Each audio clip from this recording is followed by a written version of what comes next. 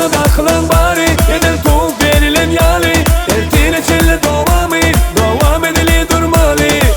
Ne diyeceklerimi dinle, havada kalkın ve eller. Saykan yaka bu kelle. 3 kuran ters gel verme.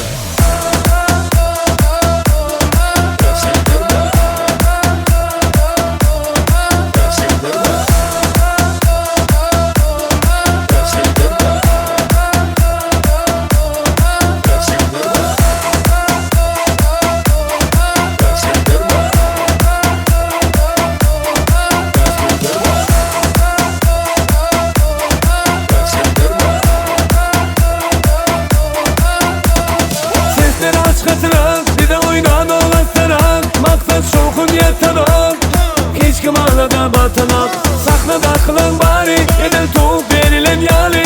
Dertine çelle devam edili durmalı.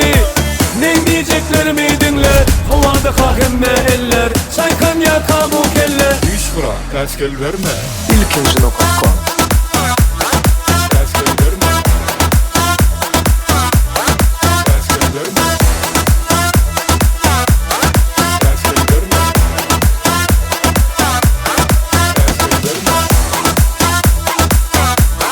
Ters gel verme. Ters gel verme.